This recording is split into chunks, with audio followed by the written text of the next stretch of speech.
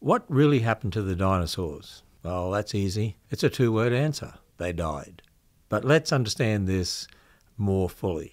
The word dinosaur was first invented in 1841, and it was a name invented by Sir Richard Owen, a famous British anatomist, because he had found the bones of creatures called iguanodon and megalosaurus, and they recognized they had certain features in their skeletons, and so they were a different kind of land animal, and he invented the name dinosaur from two Greek words, dinios and sauros, which means terrible lizard. Of course, later on we find out that many in the dinosaur kinds weren't that terrible in the sense of they weren't that big. The average size of a dinosaur is really the size of a bison, and now we would say there are about 80 different kinds of dinosaurs, all different sizes. Most were not that large. Now, a lot of Christians say, how do you fit dinosaurs into the Bible? Well, you don't do that. We've got to start with God's word because we have a revelation given to us from God. And in Genesis 1 to 11, that is the foundational history for everything, to understand the origin of all the basic entities of life in the universe and to give us the foundation for a truly biblical worldview. So when we start with Genesis, we know that God made all the kinds of land animals on day 6 alongside of Adam and Eve. Well, what we today call dinosaurs would be a subset of that. So of, say, 1,000 kinds of land animals God made, about 80 of those kinds would be dinosaurs, because we believe there are about 1,000 kinds that were needed on Noah's Ark. The species we have today are not the kinds. There are species within a kind. So in other words, the dog kind gave rise to all the dog species we have today.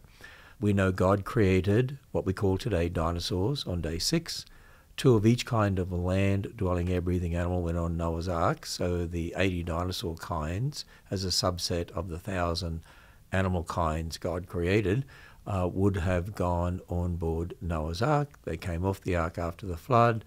Those that were drowned during the flood, some of them were turned into fossils, which is why we have fossils of dinosaurs. And then because of the flood caused climate change. That's right. There's been climate change ever since the flood. If people don't believe in the flood of Noah's day, they will not understand climate change. There's been all sorts of climate changes since the flood, and there will continue to be climate changes in a fallen world. The flood generated an ice age that caused dramatic climate change. Then the ice age started to recede. That caused dramatic climate change. So there's been all sorts of climate changes, not caused by man, only in the sense of man sinned and changed everything, and man rebelled against God, and God judged with the flood, but not directly by man in the sense of what man does today in regard to his technology, in the industrial machinery and so on. It's not to do with that. So the flood caused massive climate change. And as climates have changed over the years, there have been animals in different places that for many reasons have become extinct. The dinosaurs, as far as we know, have become extinct, but for the same reasons, really.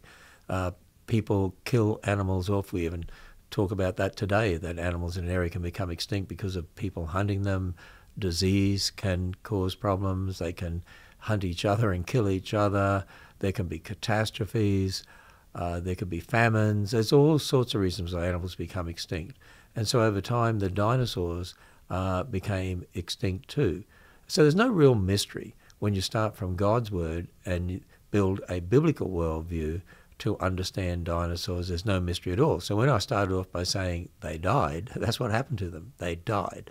For the same reason that many other animals have died and many other animals have become extinct, the dinosaurs, it seems, are all extinct too. But who knows? Maybe one day someone might find one of the kinds within the dinosaur group. After all, there have been many finds over the years of animals they thought became extinct millions of years ago and suddenly find them living today. They're called living fossils. Of course, that's not a surprise to creationists. It's a surprise to evolutionists, though. At the Creation Museum, we have a living fossil in our big aquarium in the main hall. It's a garfish. Garfish are considered living fossils because they supposedly existed millions of years ago, and they appear in the fossil record supposedly millions of years ago, and then suddenly they find them living today. The coelacanth fish is another example of a so-called living fossil. So who knows? Maybe a dinosaur, and remember, most dinosaurs are pretty small, really, many the size of chickens. Who knows whether one might be found living, like they found, the coelacanth fish, or we found garfish, Then if they did find one, they'd call it a living fossil. But as far as we know, dinosaurs are extinct. In fact, many of the flood legends that we have around the world are attesting to the fact there was a real flood. Well, there are dragon legends all over the world that we believe attest to the fact there were real animals they call dragons, and some of those descriptions fit the dinosaurs. So it could be that before the word dinosaur was invented, those same sorts of creatures people called dragons. And we know that people hunted the dragons. So it could be one of the reasons why some of them became extinct. So there we are. What happened to the dinosaurs? They died.